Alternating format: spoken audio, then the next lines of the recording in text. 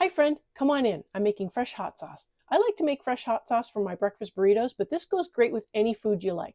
If you are having trouble finding a hot sauce you like at the store, or you're a little horrified at the prices you're seeing, this is a great entry point into making your own hot sauce. This does not require fermentation, and it's totally customizable based on what peppers that you use for the base. So come on in and I'll show you how.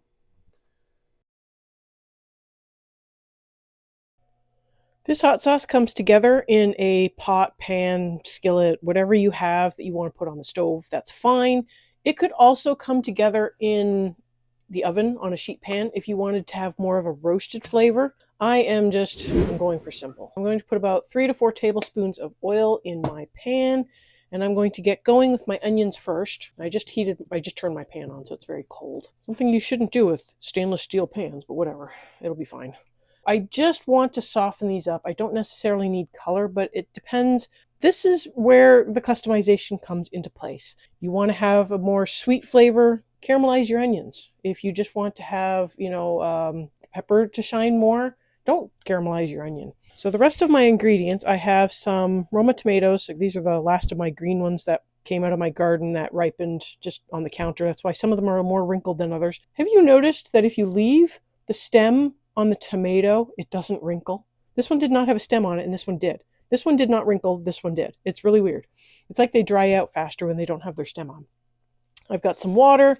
I have some chilies. This is your other place for customization. I have 2 chili arbol, which are hotter than the other chilies I have, and these ones are California chilies. According to Google, which I don't know how true this is, I'll try to find more information on it if I can put it up on the screen, but these are supposed to be Anaheims, so I don't know if that is true or not. But these are milder than the arbol chilies.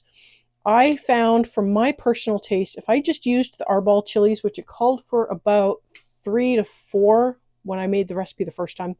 Every time I make the recipe, I tweak it a little bit and I change things up just to try to get the flavor I'm looking for. I found that these by themselves, the taste wasn't rich. It was just kind of a flatter taste. I think that these will work better if they're mixed with another chili that has a better taste to it. You're sort of changing the flavor of the hot sauce by putting in different chilies. I have easy access to dried chilies where I am. You can use fresh peppers, but you probably want to lean towards the ones that are fully ripe, like the red ones, because their flavor is going to be milder. It can still be hot, but it'll have a less sharp taste to it. I don't know, like the difference between a green bell pepper and a red bell pepper, it's very different. Just go and use peppers that you have access to and start from there, and that will sort of determine which direction you want to go after that. Now, by fresh, I'm not saying that this is a raw salsa. I just mean it is not fermented. It does get cooked.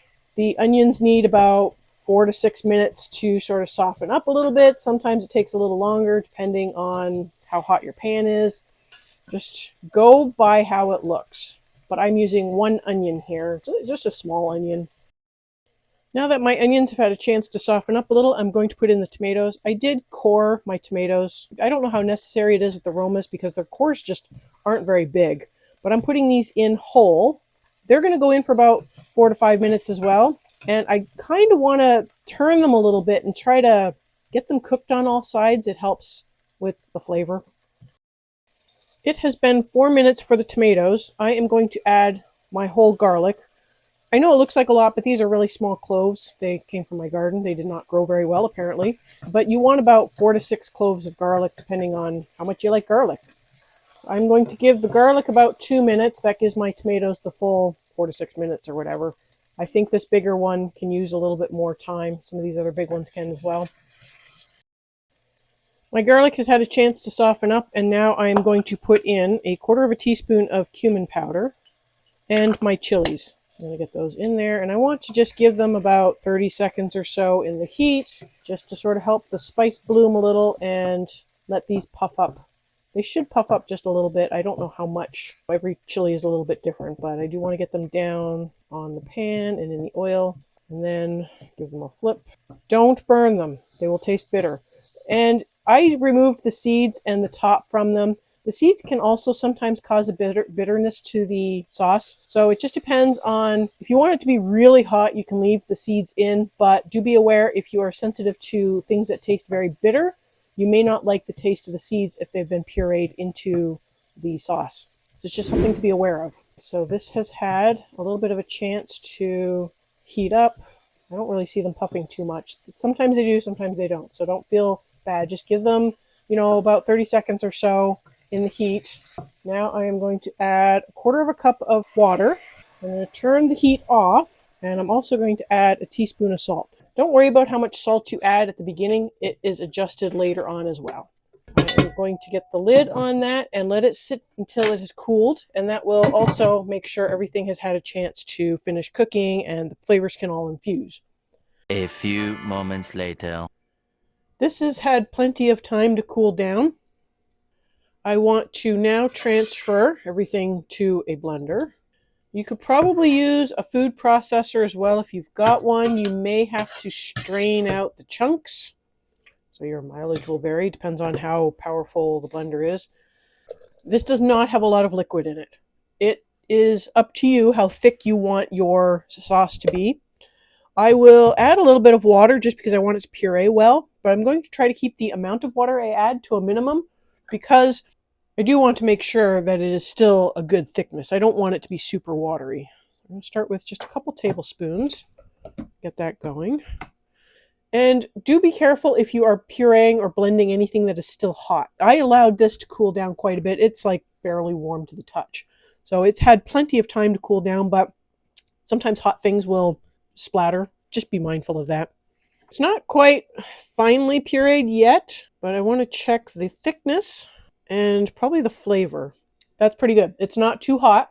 It will need salt. It will also need lime juice is part of the ingredient, so it will need that as well. But I'm going to put in everything else that it calls for and then taste it again and finish pureeing it. It calls for 2 to 3 teaspoons of lime juice. So I'm going to add 3. Just get that going.